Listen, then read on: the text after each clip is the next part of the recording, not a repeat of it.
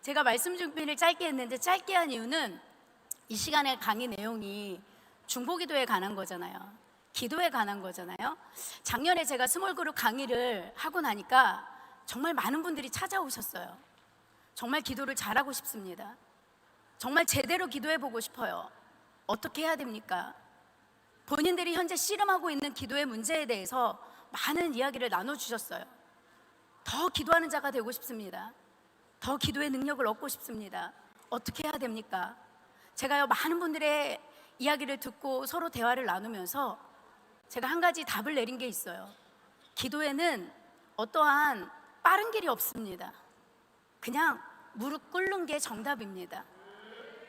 참 정직한 거죠. 내가 무릎 꿇는 만큼, 내가 엎드린 만큼, 내가 눈물 흘린 만큼, 내가 하나님과 씨름한 만큼 얻어지는 게 기도의 능력인 것 같습니다. 오늘 이 자리에 오신 여러분들이 그냥 오지 않으셨을 줄로 믿습니다. 제가 오늘은 중보기도의 능력이라고 제목은 정했지만 정말 성령님에 관한 이야기를 오늘은 하고 싶습니다. 왜냐하면 우리를 기독케 하시는 분이 성령님이십니다. 때로는 우리는 무엇을 기도해야 될지, 어떻게 기도해야 될지 모를 때가 참 많아요. 그런데 우리 안에 계신 성령님이 우리로 기도케 하십니다. 내가 기도하는 게 아니더라고요. 성령님이 우리 안에서 나를 통해 기도하게 하시는 거예요. 그래서 그 하나님의, 그 성령님의 능력을 받는 것 외에는 어떠한 방법도 없습니다. 준비 좀 되셨나요? 정말 사모하십니까? 마지막 날 하나님께서 여러분들에게 오늘 키워드가 초자연적, 이 말이 참 많이 나왔어요. 메신저로부터. 우리 하나님 초자연적이시죠? 우리 성령님은 초자연적이시죠? 그 초자연적인 은혜가 오늘 이 자리에 부어질 줄 믿습니다. 자리 마음에 드세요? 그 자리에 계시면 성령님의 임재가 떨어질 것 같습니까? 그 자리에 계셔야 돼요. 지금 내가 있는 이 자리에 오늘 이 한 시간이 지나면 성령님이 나에게 불을 내려 주실 거야. 적어도 이 믿음 갖고 자리에 앉아 계셔야죠. 네, 아멘, 아멘, 아멘. 오늘 제가 들고 나온 말씀은 사도행전 1장 말씀입니다. 예수님이 부활하셨습니다. 십자가를 지시고 장사한 지 사흘 만에 다시 살아나셨어요. 다시 사시는 예수님은 자신들이 가장 사랑하는 제자들을 찾아가십니다. 그리고 그들과 40여일의 시간을 보내면서 그들에게 많은 이야기를 들려주시고 좋은 시간들을 가지시죠. 그리고 나서 사도행전 1장의 이야기가 시작이 되는 거예요. 이제 다시 하늘로 올라가시기 전에 가장 사랑하는 제자들과 시간을 보내는 예수님의 모습을 볼 수가 있습니다. 우리가요, 사람이 죽을 때 정말 유언이라는 것을 남기잖아요. 그 유언을 남길 때는 내가 정말 이 인생을 끝내며 가장 하고 싶은 이야기를 하는 거예요. 제일 그 사람의 인생에 중요한 말을 하겠죠. 그런데 죽었다가 다시 살아났어요. 어떤 일이 있겠습니까? 와, 이제는 죽음을 경험하고 일어나신 거예요. 그런데 또 하늘나라로 올라가셔야 돼.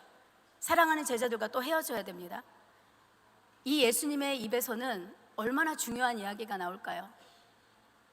그냥 이거 강조하고 싶어, 이 말은 좀 하고 싶어, 이 정도가 아니라 정말 생명에 관계된, 정말 이 땅에 오신 그분의 모든 삶을 응축한 그 말씀을 하시고 싶으셨을 거예요. 그래서 오늘의 이 장은 굉장히 중요한 장이죠. 죽었다가 살아나신 예수님이 제자들뿐만이 아니라 지금 나에게, 우리에게 하시는 말씀입니다. 특별히 그 자리에는 예수님의 생애 동안 예수님의 영향력을 받은 500여 명의 제자가 예수님을 따르고 있었습니다. 예수님만을 바라보는 제자들, 예수님만을 따르는 제자들, 곧 하늘나라로 올라가실 건데 그분은 어떠한 말씀을 하시나 보겠습니다. 중요한 주제는 딱 하나예요. 그분은 우리에게 성령을 받으라 라고 말씀하십니다. 나는 이제 가는데 이제 이 자리에 나보다 더 크시니, 나보다 더 위대하시니, 나보다 더 큰 일을 행하실 그분을 내가 너희에게 보내줄게 라고 약속을 하셨거든요. 그러니까 너희는 그 성령님을 만나야 돼 라고 하시는 그 다시 한번 유언의 말씀을 남기시는 거예요. 왜 그러셨을까요? 왜 남은 우리에게 성령님이 필요할까요? 왜 지금 우리에게 성령님이 필요할까요? 성령님이 없이는 복음의 비밀을 알지 못하기 때문에 그렇습니다. 우리가 복음의 비밀을 알지 못하면 그 복음을 능력 있게 전할 수 없기 때문에 그렇습니다. 결국은 우리 하나님께서는, 우리 예수님께서는 이 땅에 남은 자들에게 복음의 비밀을 알게 하시고 그 비밀을 능력 있게 전하게 하기 위해서 성령님을 주시기 원하셨어요. 그 뒷장에 보면 사도행전 1장 8절에 보면 오직 성령이 너희에게 임하시면 너희가 권능을 받고 예루살렘과 온 유대와 사마리아와 땅끝까지 이르러 내 증인이 되리라. 결국은 성령님을 주시는 이유가 복음을 전파하기 위함입니다. 지금 여러분들이죠. 우리는 이제 내일부터 복음을 전하러 예수 대행진을 하러 나갈 거예요. 그런 우리에게 가장 필요한 것이 있다면 성령님이시죠. 중보기도자들에게 가장 필요한 것이 있다면 우리 안에서 우리를 기독케 하시는 성령님이시죠. 그래서 우리는 이 성령님을 오늘 뜨겁게 만나는 시간을 가질 거예요. 그분이 우리 안에 안 계셔서 만나자는 게 아니라 이미 계시죠. 그분이 우리 안에 계시죠. 그런데 여러분, 그분과 호흡하시고 그분과 동행하시고 그분과 깊은 교제를 나누고 있는지, 이게 중요한 거예요. 이 자리에 있는 모두가 숨을 쉬고 계십니다. 숨 안 쉬는 분 안 계시죠? 다 숨을 쉬고 계시는데 어떤 사람의 숨은 굉장히 왕성합니다. 어떤 사람의 호흡은 굉장히 건강하고 굉장히 깊은 호흡을 하실 수가 있어요. 그런데 어떤 사람의 호흡은 굉장히 미세합니다. 숨을 쉬기가 굉장히 힘들어 하시는 분들이 계세요. 폐가 약하신 분들은 숨쉬기가 어렵겠죠. 살아있으나, 생명은 있으나 생명력의 차이가 있는 거예요. 우리가 숨 쉬듯이 지금 병원의 중환자실에 누워있는 분들도 숨을 쉬고 계세요. 그러나 그들은 스스로 호흡할 힘이 없어서 호흡기를 달고 있죠. 다 숨을 쉬는데, 모두에게 생명이 있는데 숨의 깊이가 다르고 생명력이 다른 거예요. 성령님이 우리 안에 계시죠? 믿는 우리 모두 안에 성령님이 계시죠? 그런데 그 성령님을 얼마나 의지하고 그분과 얼마나 친밀하고 그분과 얼마나 동행하는지, 이것은 각 사람의 삶에 따라 다 다릅니다. 오늘 여기 계신 모든 분들은 성령으로 충만하여지기를 원합니다. 예수님의 마지막 당부 한번 제가 읽어드릴까요? 사도행전 1장 4절에서 5절 말씀에 그 승천하시는 예수님이 마지막 당부가 나와 있어요. 제가 읽어드릴게요. 사도행전 1장 4절. 나오네요. 다 같이 읽어볼까요? 시작. 사도와 함께 모이사 그들에게 분부하여 이르시되 예루살렘을 떠나지 말고 내게서 들은 바 아버지께서 약속하신 것을 기다리라. 요한은 물로 침례를 베풀었으나 너희는 몇 날이 못되어 성령으로 침례를 받으리라 하셨느니라. 아멘, 아멘, 아멘. 여기서 예수님의 당부가 나옵니다. 첫 번째 당부는 뭐냐면, 너희는 제자들아, 너희는 예루살렘을 떠나지 말고 기다리라, 성령님을. 이렇게 당부하십니다.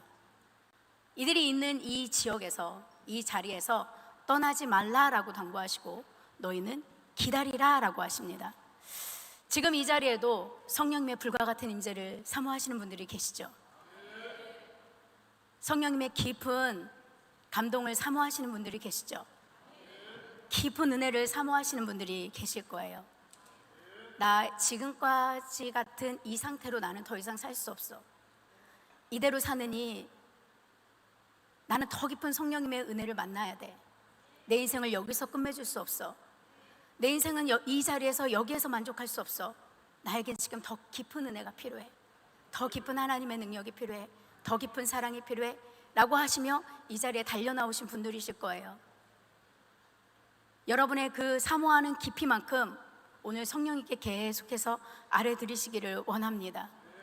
새로운 영적 경험을 원하시는 분들, 새로운 주님과의 깊은 관계를 원하시는 분들, 그 갈망함이 오늘 성령님을 일하시게 하실 수 있습니다. 정말 내 인생을 여기에 멈출 수 없어서 더 큰 단계로, 더 깊은 차원으로 달려가기 원하시는 분들에게, 영적으로 육적으로 정말 충만함을 원하시는 여러분들에게 예수님의 이 음성이 들리기를 원합니다. 여기서 기다려. 여기서 기다려. 그렇게 기다리신 여러분들에게 성령님이 임하실 줄 믿습니다. 예루살렘에서 기다리라고 했어요. 예수님이. 왜 예루살렘일까요? 가장 쉽게 말한다면 그냥 하나님이 그렇게 결정하신 거죠. 내가 이 자리에서 역사하겠다. 그런데 가만히 성경적으로 보면 여기서 말씀하시는, 예수님 말씀하시는 예루살렘은 여러분 기억하십니까? 아브라함이 이삭을 번제로 바친 모리아산의 그 자리였습니다. 그 아름다운 자리, 그 놀라운 자리, 하나님이 이 땅의 모든 것을 받으신 그 자리가 예루살렘이었어요. 그 예루살렘 그 자리에, 그 모리아산 그 자리에 솔로몬은 하나님의 성전을 지었죠. 하나님이 가장 사랑하고 하나님이 가장 기뻐하시는 놀라운 일들이 일어난 자리입니다. 성경의 여러 고백들을 보면 하나님의 전에서는, 이 예루살렘에서는, 시온에서는 여호와의 율법이 흘러나오고 여호와의 말씀이 선포된다고 그랬어요.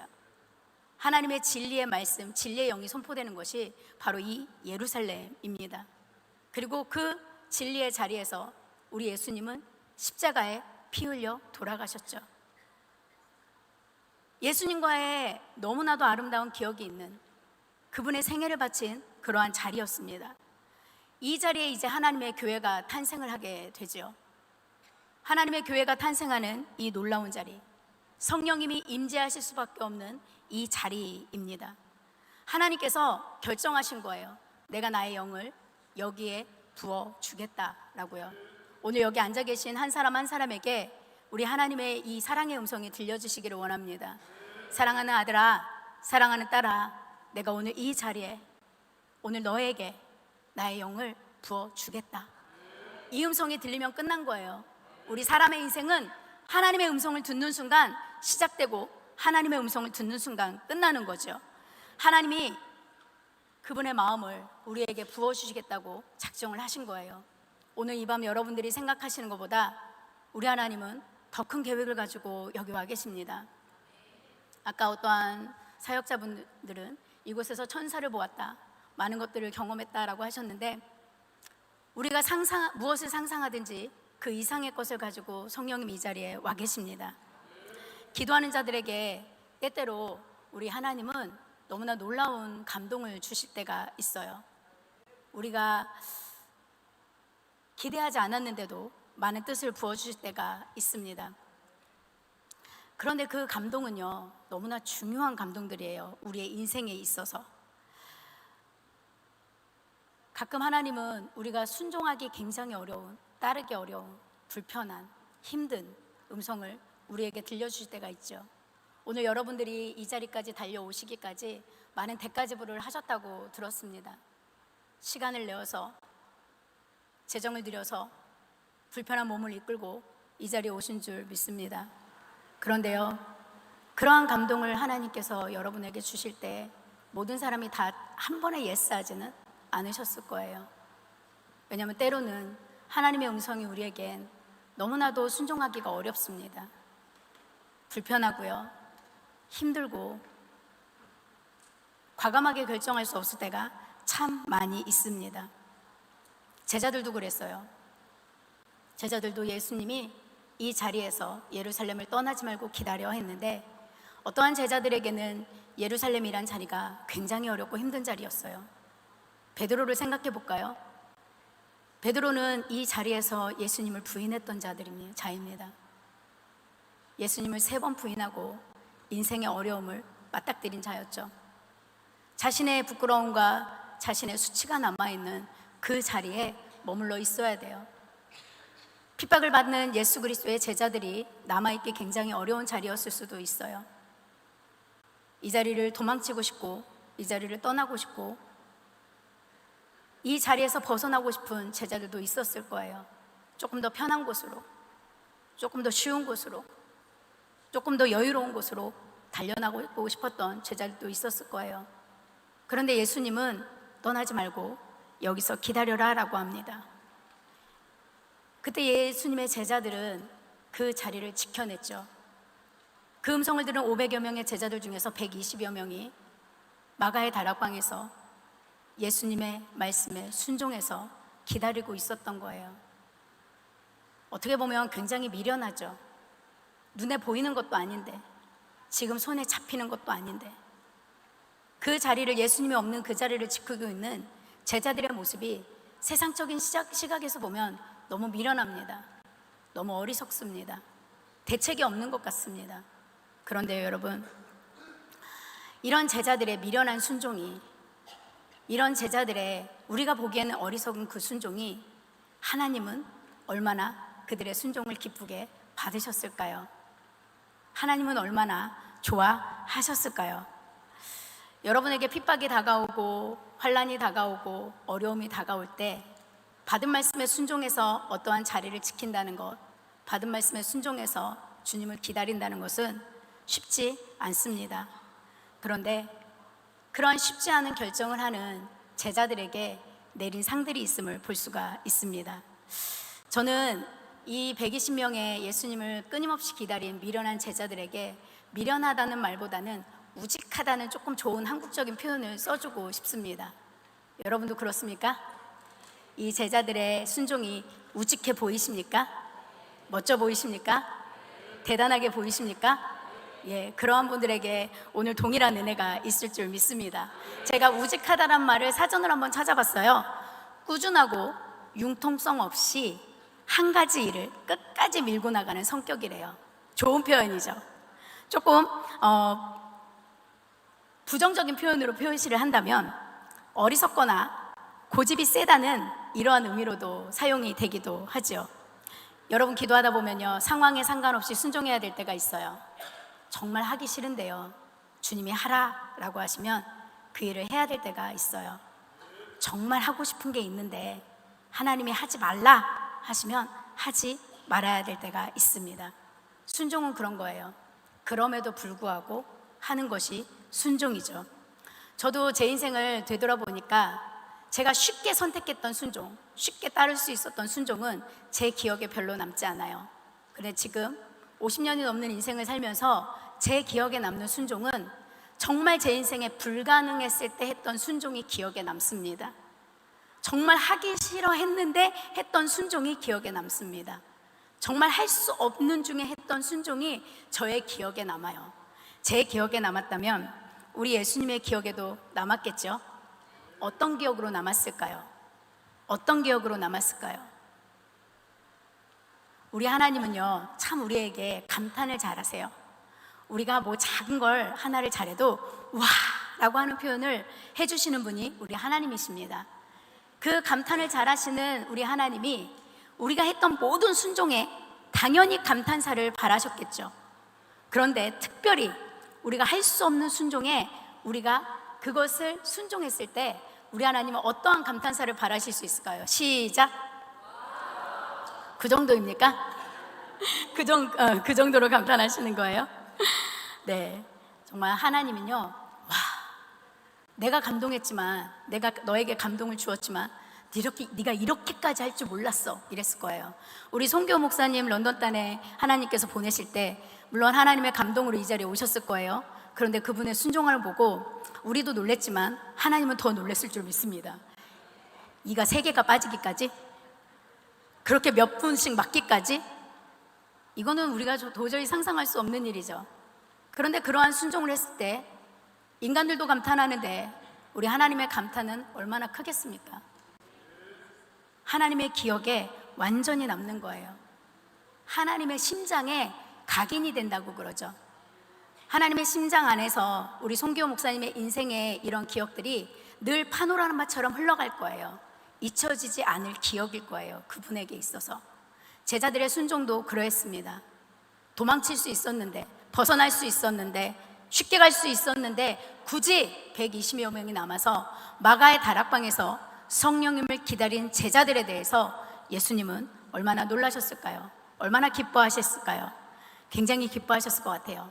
그 기뻐하심의 표현이 사도행전 1장 13절 14절에 나와 있어요. 한번 같이 읽어볼까요? 시작! 13절 제가 읽을게요. 들어가 그들이 유하는 다락방으로 올라가니 여기에 특별히 성경책에 예수님의 11 제자의 이름이 친히 기록되어 있어요. 우리가 어떠한 감삭장이나 어떠한 공로장에 나의 이름이 쓰여져도 우리는 너무 좋잖아요.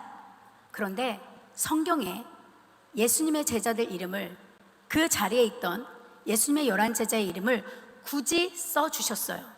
베드로, 요한, 야고보, 안드레와 빌립, 도마와 바돌로메, 마테와 및 알페오의 아들 야고보, 셀로신 시몬, 야고보의 아들 유다가 다 거기 있어. 11제자가 그 자리에 남아있음을 우리 하나님이 인식하신 거예요. 저 같았으면요, 성경 지면 조금 아끼겠다고 예수님의 11제자, 저는 이렇게 표현했을 것 같아요. 그런데 우리 하나님은 그렇게 하지 않으셨어요. 그들의 이름을, 11제자의 이름을 굳이 기꺼이 성경에 열거해 주신 거예요. 아마 다른 사람의 이름도 다 기록하고 싶으셨을 것 같습니다. 여기에 쓰여있는 이 11제자의 이름은 다른 때 불려진 그 이름과 차원이 달라요. 예수님의 마지막 유언을 순종한 제자들의 이름, 마치 천국에서 마지막 심판대 앞에서 아니면 천국문에서 이들의 이름을 하나님의 나라 안으로 불러들이는 모습을 상상해 보시면 됩니다. 그 11제자의 이름을 일일이 세세히 다 기록해 주셨어요. 불편함을 뛰어넘은 순종을 하는 여러분들의 이름도 주님께서 이렇게 불러주시지 않겠습니까? 주님이 기억하시고 이렇게 불러주시지 않겠나요? 가끔 하나님을 감탄시키는 건 너무나 좋은 일 같습니다. 그리고 그 뒤에 또 나와 있어요. 예수님의 11제자들과 그들만 기록한 것이 아니라 여자들이라고 했어요. 여자들과 14절에 보니까 예수님을 따라왔던 여자들에 대한 기록이 남아 있어요. 정확히 표현하면 여기에 나와 있는 이 여자들의 의미는 예수님의 갈릴리 사역의 시작부터 예수님께 감화와 감동을 받아서 예수님을 따르는 여인들의 무리에 대한 이야기예요. 그러면 우리가 생각할 수 있죠. 여러분 빨리 상상해 보십시오. 예수님을 따르던 여인들은 누가 있었나요?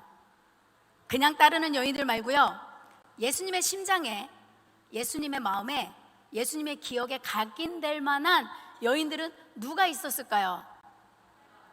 막달라 마리아, 또 잘 들리진 않지만 예수님의 마음을 특별히 감동시킨 많은 여인들의 스토리가 성경에는 나와 있어요. 여기에 그 여인들의 이름이 동일할지는 모르겠지만 예수님을 사랑해서 자신의 인생에 옥합을 아낌없이 깨뜨린 여인들도 있었을 것이고요. 정말 예수님의 어떤 생애 가운데 예수님의 말씀을 사모해서 끊임없이 예수님을 쫓아다니며 그 발 앞에 엎드려 그 말씀을 들은 여인들도 있었을 거고요. 예수님이 십자가에 못 박히실 때 울며 울며 그 길을 따라간 여인들도 있었을 것이고요. 예수님이 부활하실 때 그 부활하신 그 장면을 목격한 여인들도 있었을 거예요. 그 여인들이 지금 이 자리에 와 있는 거예요. 이 남은 기도의 자리에 있는 거예요, 여인들이. 그러한 여인들을 예수님이 친히 열거해 주십니다. 그리고 나온 이름이 예수님의 어머니 마리아예요. 여러분, 예수님의 어머니는요, 이 자리에 혈연이라서, 가족이라서 기록된 게 아니에요. 그냥 내 어머니이기 때문에, 나와 가까운 자이기 때문에 이 자리에 기록해 준 게 아니에요. 예수님의 제자로서, 예수님의 생애를 가장 잘 아는 자로서, 어머니이지만 제자로서 이 이름이 쓰여진 거예요.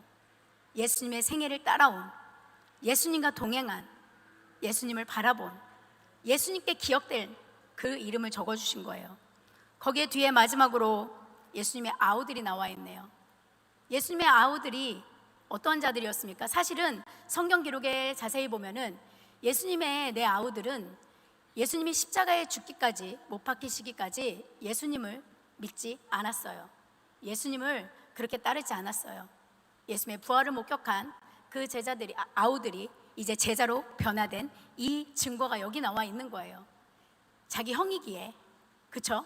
가족이기에 따를 수 없었던 그분을 이제 형이 아닌 메시아로서, 구세주로서, 그분의 제자로 여기에 이름이 기록이 된 것이죠. 십자가 이후 부활을 목도하고 예수님을 믿게 된 그 아우들의 이름이 제자로서 기록이 되어 있는 거예요.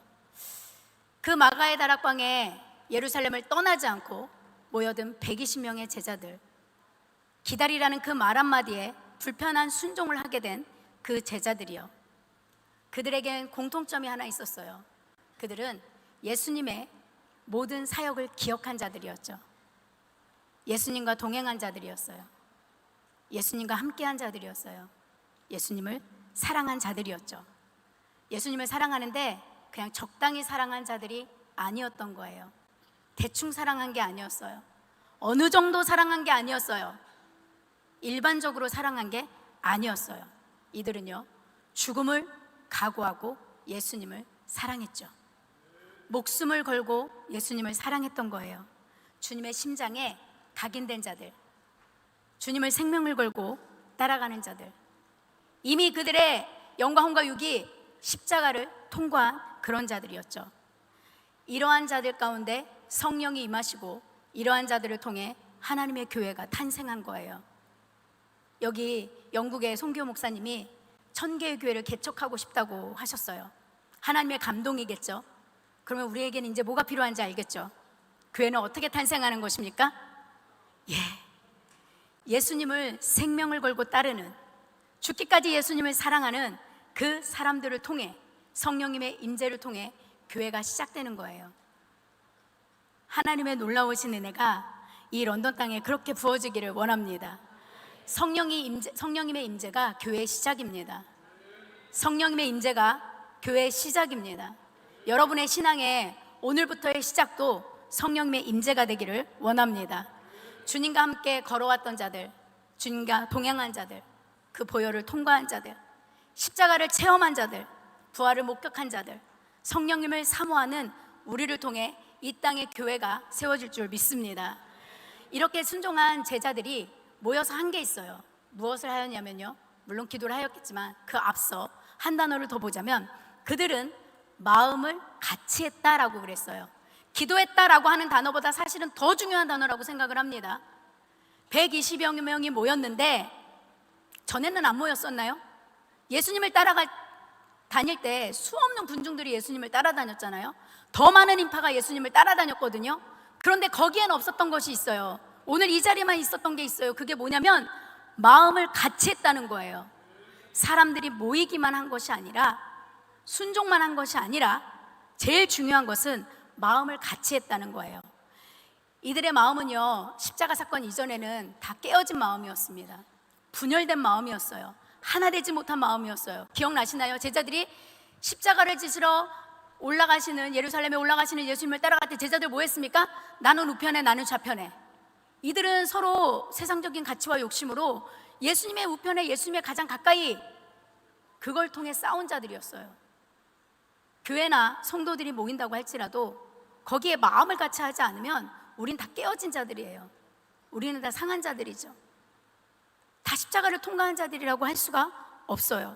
그런데 예수님의 십자가 사건 이전에 다 깨어진, 분열된, 무너진 이 제자들의 마음이 부활하신 주님을 만난 후에 하나하나씩 회복이 되기 시작한 거예요.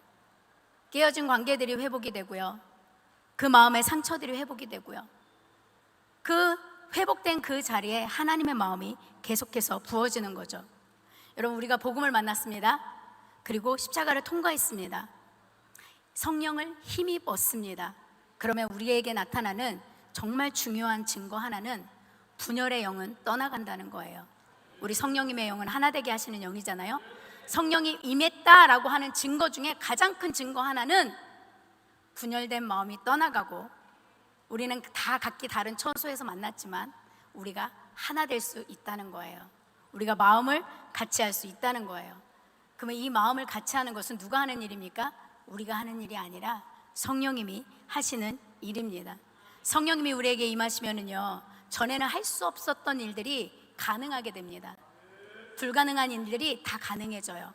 정말 어려웠던 것들이 쉬워집니다. 기도가 어려웠습니까? 성령으로 충만하십시오. 그러면 기도가 쉬워집니다. 마음이 분리되어 있습니까? 성령으로 충만합시다. 그러면 우리는 마음을 같이 할 수 있습니다. 왜냐면요, 성령을 힘입은 우리는요, 우리로 살아가는 게 아니라 성령님으로 살아가는 거거든요. 전에 우리는요, 내가 나를 위해서 살았어요. 그렇죠? 나는 나의 유익을 위해서, 내가 하고 싶은 것을 위해서, 나의 원하는 것을 위해서 우리는 인생을 살아왔거든요. 그런데 성령님이 오시고 나니까 이제 더 이상 나는 나를 위해 살 수가 없는 거예요. 이제 나는 다른 사람을 위해서 살 수밖에 없는 존재로 바뀐 거죠. 다른 사람의 구원을 위해서, 다른 사람의 영혼의 살림을 위해서 살 수밖에 없는 그러한 존재로 저절로 변하는 거예요. 내가 그렇게 변하려고 애쓰고 힘쓰는 게 아니라 성령님을 통해서 그냥 그렇게 되어지는 거예요. 얼마나 놀랍습니까?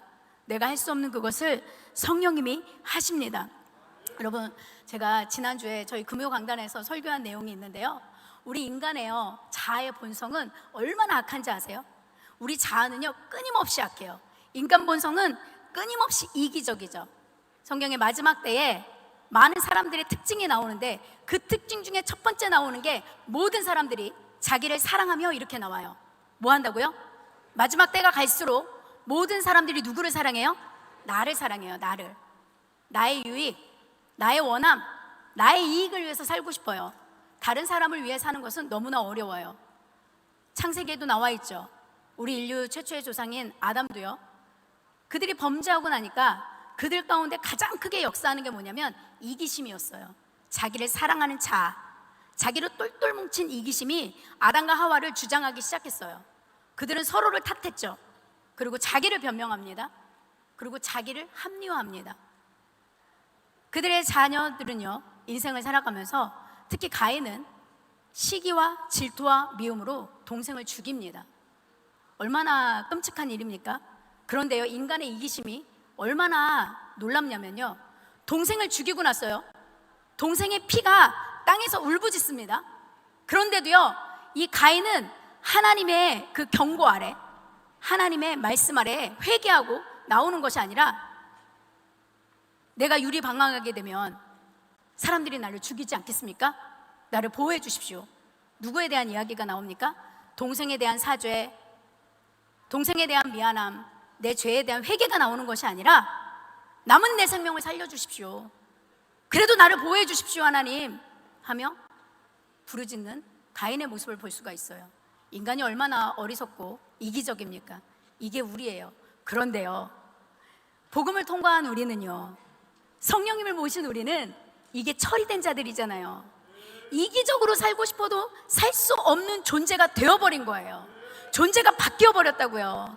그러니까 가끔 여러분 안에서 나도 모르게 이기심이 튀어나오면 뭐라고 말씀하셔야 됩니까? 나는 원래 이래, 이러면 안 되고요. 어머, 나 바뀌었지? 나 이런 자 아니지? 라고 빨리빨리 자각하셔야 돼요. 거기에 빠져들면 안 돼요. 어머, 난 이런 자가 아니지? 나는 이기적인 자가 아니지?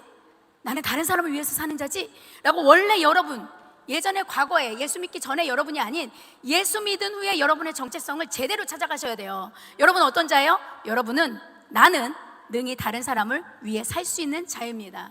그러기에 여러분들 이 자리까지 오신 거예요. 대가지불을 하며 다른 사람의 영혼을 구원하겠다고, 이 땅을 구원하겠다고 여러분들이 이 자리에 오신 분들이십니다. 맞아요. 성령을 만난 자는 이렇게 마음을 같이하여 하나 될 수 있는 그 자리로 나아갑니다. 회복이요, 굉장히 좋은 단어죠. 지금 여러분들 안에 회복이 일어나고 있습니까? 굉장히 아름다운 단어죠. 용서요, 정말 멋진 말입니다. 용서라는 단어의 이 멋짐은 어떻게 형용할 수가 없어요. 여러분, 치유라는 단어요, 너무 아름답지 않습니까? 너무 놀라운 단어 아닙니까? 이 회복과 용서와 치유, 화목, 이러한 단어들은요, 복음을 과감하게 통과한 자들이 능히 말할 수 있는 단어입니다. 매일매일 경험할 수 있는 단어입니다. 매일매일 체험하는 그러한 단어입니다. 지금 우리 안에 회복이 일어나고 있습니까? 여러분, 조금 정신을 차리고 들으셔야 돼요. 이게 지금 여러분 거잖아요. 우리 잠시 좀 이따 기도할 건데 오늘 여러분에게 놀라운 일이 일어날 거잖아요. 지금부터 회복이 일어나는 거죠. 말씀을 들을 때 회복이 일어나고 있습니까? 용서가 일어나고 있습니까? 자유가 선포되고 있습니까? 치유가 일어나고 있습니까? 네, 그거죠. 이미 지금부터 시작된 거예요. 좀 이따 기도할 때, 오늘 이 시간이 끝날 때가 아니라 지금 여러분 안에 그 일이 시작되는 거예요. 반목하고 대립하고 갈라지고 분열된 이 인간적인, 지극히 자아적인 이런 것들이 다 뽑아지고 이러한 영들이 떠나가고, 제자들은 마음을 같이하여 이 자리에 있는 거예요. 그 자리에 있었던 것입니다. 그리고 한 것이 있어요. 그리고 이제 그때 기도한 거예요. 그들은 같은 마음으로 함께 기도했죠. 잘 들으세요. 그냥 기도한 게 아니라 같은 마음이 하나가 되어서 함께 기도한 거예요. 공동체적인 기도죠. 그런데 그 함께 기도한 그 기도의 특징이 뭐였냐면 계속된 기도였던 거예요. 우리는요, 잠깐 기도할 수 있어요. 우리는 1시간 기도할 수 있죠. 우리는 한때 기도할 수 있어요. 그런데 내 인생 끝까지 지속적으로, 계속적으로 기도하는 거는 참 어려워요. 제가 많은 사역자분들을 만나는데요, 그 사역자들의 고백이 나 한때 은혜 받았어, 나 한때 능력 행했어, 나 예전에 주님 너무 사모했어, 그런 고백들을 참 많이 하세요. 그 말을 뒤집어 보면 지금은요 그때만 못하다라고 하는 거잖아요. 그런데 여러분 가만히 생각해 보세요. 이 말은 그리스도인들에게 굉장히 위험한 말이에요. 좀 아이러니한 말이에요. 우리는 매일매일 새로운 자잖아요. 우리는 매일매일 새로워지는 자들이잖아요. 성경적으로 그러한 자라는 걸 알면서도 우리의 입은 뭐라고 말하냐면 나한테 뜨거웠어, 나한테 기도 많이 했어, 옛날이 좋았지, 나 청년 때 은혜 받았어. 여기 청년들 계시죠? 오늘 청년들에게 불이 임하기를 원합니다. 나 청년 때 은혜 받았어 라고 하는데 지금은 가끔 우리가 착각하는 게 있어요. 나이가 좀 들어보니까 아픈 데가 좀 생겨요. 좀 이렇게 노화 현상이 나타나더라고요. 가끔 육신이 약해지니까 사람들이 착각을 해요. 나의 육신이 약해지니까 나의 심령도 약해지고 나의 영혼도 약해질 거라고 착각하시는 분들이 계시더라고요. 그런데 여러분, 성경에 어디 그런 구절이 있나요? 육신은 후퇴할지라도 우리의 영은 날로 새로워진다고 말했잖아요.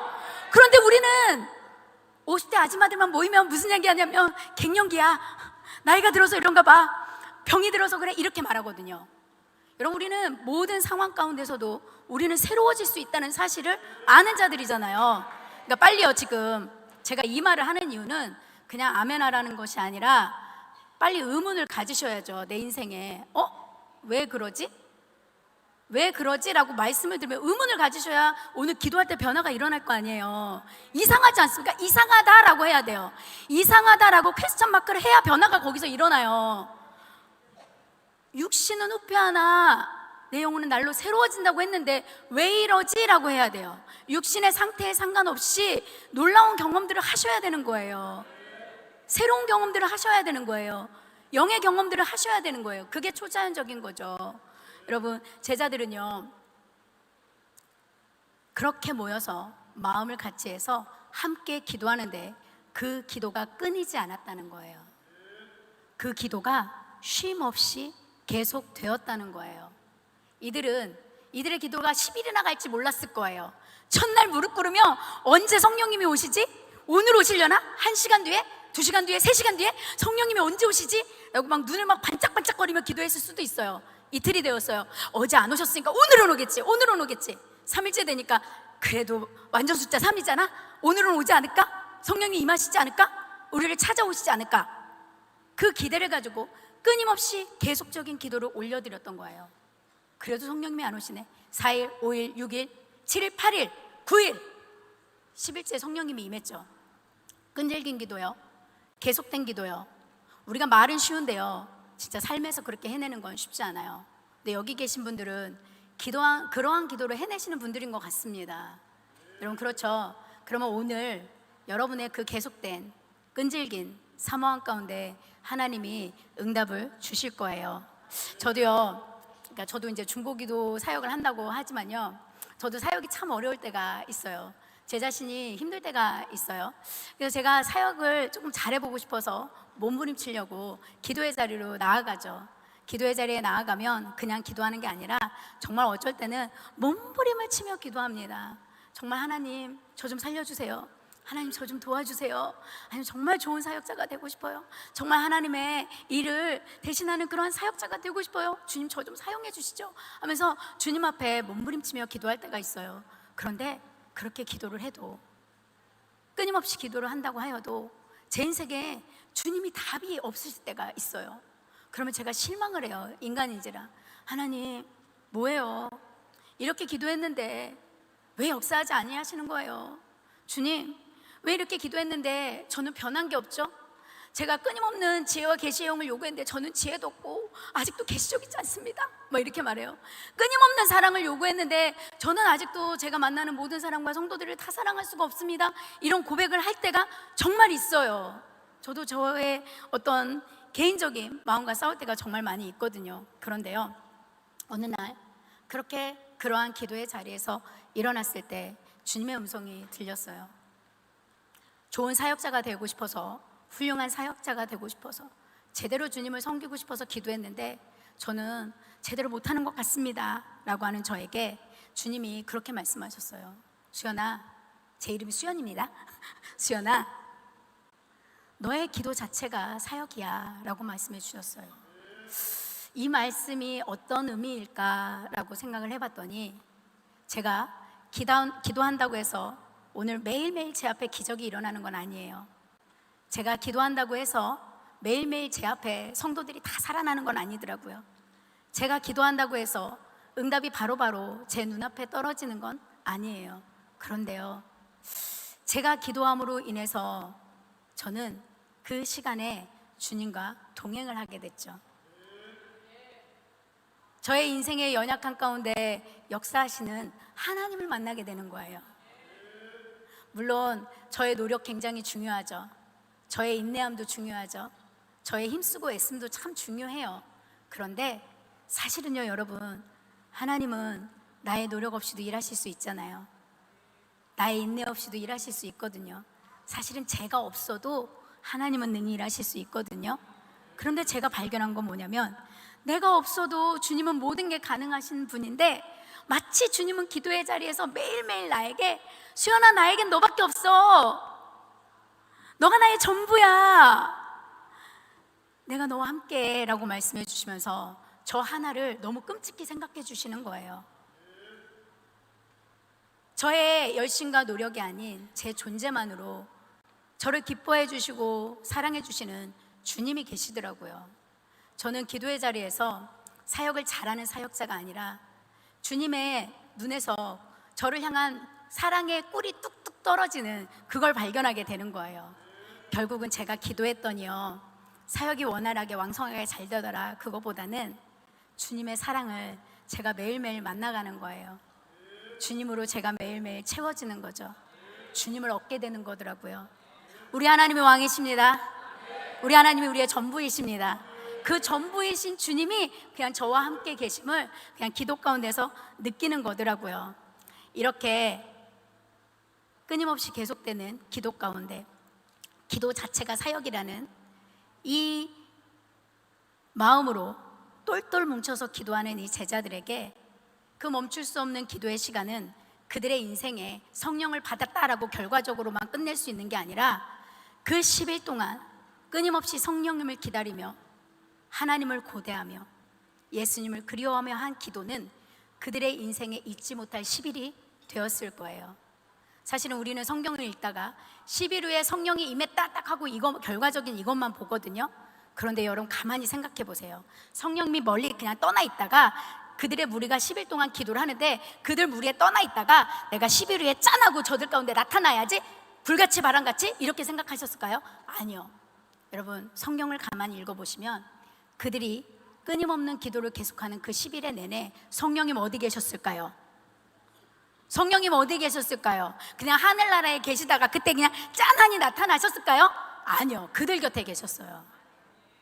불같이 바람같이 강력하게 나타나신 건 10일 후지만 그들의 기도가 시작되기 전부터 성령님은 그들과 함께 하셨던 거예요. 제가요, 지난번에 저희 사역자 한 분이 그래요. 어느 날 예배가 끝난 후 그룹을 지어서 기도하라는 기도의 음성에 순종해서 이제 기도하려고 기도짝을 찾았대요. 그런데 다 짝을 지고는 사람이 없더래요. 그런데 한 분이 혼자 계시더래요. 그래서 그분과 같이 가서 남은 자 둘이 기도를 했대요. 그러면서 속으로 사역자분이 생각했대요. 우리도 그룹이 많으면 더 뜨겁게 기도할 수 있을 텐데, 우리 둘만 남았네? 이렇게 생각하고 두 분이 손을 잡고 기도를 했대요. 그런데 두 분이 손을 잡고 기도하다 보니까 갑자기 옆에 누가 서 있는 느낌이 들더래요. 그러니까 궁금해요, 안 궁금해요? 아니, 이 사람은 왜 안 지나가고 거기 서 있는 거야? 그러니까 눈치도 보이고, 근데 이제 보고 싶잖아요. 누구길래 우리 옆에 서서 이렇게 우리가 기도하는 소리를 듣고 있지? 우리 소리 안 듣고 빨리 갔으면 좋겠다, 이렇게 생각해서 살짝 눈을 떴대요. 여러분 보세요. 기도할 때 번쩍 눈 뜨긴 되게 어렵잖아요. 슬그머니 눈 뜨고 봐야 되는 거예요. 옆에 누가 있나. 옆에 눈을 뜨고 딱 봤는데 어떤 힘없는 사람이 서 있더래요. 눈이 마주치면 너무 민망하잖아요. 그래서 재빨리 눈을 감았대요. 눈 안 뜬 척하고. 그러면서 빨리 가지, 왜 옆에 계속 우리의 기도를 듣고 있지? 불편하다. 그런데 순간 혹시 하는 마음이 들어 눈을 다시 번쩍 떴대요. 그때는 눈을 뜨고 딱 옆을 바라보는데 아무도 없더래요. 누구셨을까요? 우리는 기도 그룹이 작아서 둘밖에 없어 라고 해서 손을 마주했는데, 우리도 숫자가 좀 많았으면 좀 뜨거웠을 텐데, 이 마음 가지고 기도를 시작했는데 우리의 기도 가운데 누가 있었어요? 성령님이 계신 거예요. 우리가 보지 못하고 느끼지 못할 뿐이지 우리의 모든 영적인 활동 가운데는 우리 성령님이 함께 계시잖아요. 그래서요, 그때부터 기도가 막 더 뜨겁게 나오더래요. 굉장히 우리는 이런 존재예요. 우리는 눈에 안 보이면 실망하고 눈에 보이면 기뻐하는 그러한 존재죠. 근데 오늘 이 시간 믿음의 눈을 여시기를 바랍니다. 오늘 이 자리에 우리 성령님 함께와 계십니다. 여러분에게 이 성의 마지막 날에 반드시 그분은 여러분에게 주고 싶은 것이 있습니다. 그것을 받는 시간이 되기를 원합니다. 이때요, 마지막으로 어떠한 일이 일어나냐면, 이들이 뜨겁게 기도할 때 갑자기 베드로가 그 자리에서 벌떡 일어난 거예요. 여러분, 베드로가 이때 왜 일어났을까요? 15절 16절에 보니까 그때 모인 수가 약 120명 정도 되었는데 베드로가 그 형제들 가운데 일어서서 말하기를 시작한 거예요. 그런데 자신의 말을 한 게 아니라 다윗의 입을 통하여 라고 그랬어요. 성령에 감동되어서 말했다는 표현이에요. 갑자기 뜨겁게 기도하는 가운데 베드로가 벌떡 일어난 거예요, 리더 하나가. 그러면서 가룟 유다의 이야기를 꺼냅니다.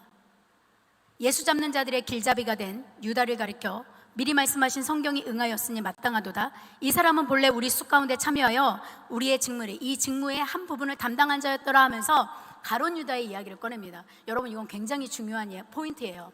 여러분, 우리가 성령에 감동되어 기도할 때요, 성령님이 우리의 입술을 통해 놀라운 일을 행하실 때가 있어요. 지금 이 자리에서는 가룟 유다의 사건이었어요. 여러분, 11 제자들에게 있어서 가룟 유다의 이 사건은 굉장히 가슴 아픈 사건이었어요. 굉장히 피 맺힌 사연이죠. 여러분, 형제가 5이었는데 하나가 죽었어.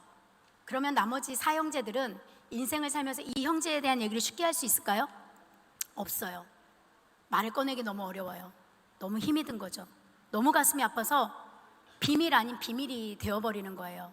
그것처럼 가룟 유다의 사건은 11 제자의 심장 가운데, 11 제자의 마음 가운데 굉장한 아픔이었어요. 우리와 함께한 자들이었는데 하나가 떨어져 나간 거예요. 그냥 죽임을 당한 게 아니라 배도에서 정말 처참한 죽음을 맞이한 가룟 유다의 사건이 이들의 마음 가운데 있었어요. 여러분 가운데도 있죠. 우리가 기도하는 자로 살아오지만 말할 수 없는 비밀들이 우리 안에 있잖아요. 말할 수 없는 아픔들이 있잖아요. 꺼내놓을 수 없는 힘든 이야기들이 있죠. 우리가 감히 입술로 말하기도 어렵고 생각하기도 싫은 그러한 스토리가 여러분 마음에 있을 거예요. 그런데 성령님의 충만한 임재 가운데 기도하다 보면 성령님이 그것을 터뜨려 주세요. 그것을 끄집어 올려주세요. 놀랍죠? 도저히 맨정신으로는 말할 수 없는, 고백할 수 없는 그러한 일들을 꺼내 놓으세요. 지금 베드로가 가룟 유다의 이야기를 한 것은 가룟 유다를 비난하고 정죄하고 비판하려고 하는 소리가 아니었어요. 새로운 시작을 하기 전에 그들 안에 있는 묵은 것들을 끄집어 내놓는 거예요. 가장 가슴 아픈 사건을 꺼내 놓는 거예요. 치유는 이런 곳에서 시작하는 거예요.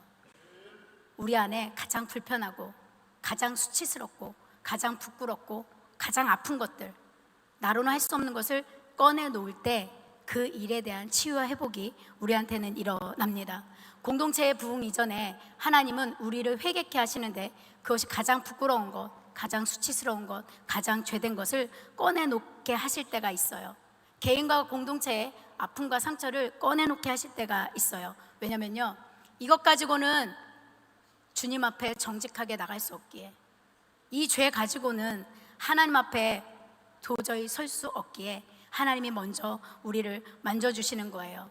우리는 성 무너진 곳을 막아서는 자로 일어설 자들이죠. 그 자리에 서기 전에 성령님의 깊은 감동 아래 우리의 인생을 한번 돌아보시면서 내 인생에 꺼내놓지 못했던 것, 내 인생에 과감히 말할 수 없었던 것, 하나님 앞에 반드시 해결해야 될 문제를 해결하고 가는 오늘 이 저녁이 되기를 원합니다.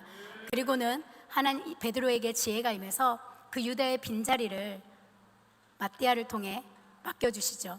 그 빈자리를 채우는 지혜를 허락하십니다. 성령님께서 여러분들이 그 아픔을 꺼내놓을 때 그 자리에 성령님으로 놀라운 채우심을 허락하십니다. 더 하고 싶지 않은 눈을 감아보세요. 우리가 잠깐은 기도해야 될 것 같아요. 10분만이라도 기도 한번 해보죠. 이 자리가 마가의 다락방이라고 상상해보세요. 10분이지만 여러분의 인생을 변화시키는 그러한 시간이 되기를 원합니다. 여러분, 이 자리에 우리 성령님 함께 계세요. 사랑하는 기도자들의 마음을 만지시려고 오셨어요. 오늘 이 10분 동안에 여러분의 인생에 초자연적인 일들이 일어나기를 원합니다. 어떤 이들은 방언을 말하게 될 것이고, 어떤 이들은 통역함을 만나게 될 것이고, 어떤 이들은 치유도 경험하게 될 거예요. 어떤 이들은 마음의 가장 아픈 상처들을 성령님이 거뜬히 만져주실 거예요. 해결되지 못한 나의 문제를 오늘 주님이 해결해 주실 거예요. 한 가지 진실함으로 나오십시다. 오늘 이 자리가 우리를 사랑하시는 하나님의 진심과 하나님을 열망하는 나의 진심이 만나는 자리이기를 원합니다. 이 런던 땅에 여러분의 삶 속에 교회가 개척되고 수없는 하나님의 일들이 진행되는 그 가운데 나도 함께 가야 되잖아요. 하나님의 일을 시커나고는 나는 망가지면 안 되지 않습니까? 나도 채워줘야 됩니다. 오늘 그 하나님의 놀라우심을 경험하는 이 시간이 되기를 원합니다. 주여 3번 부르고 함께 기도하십니다. 주여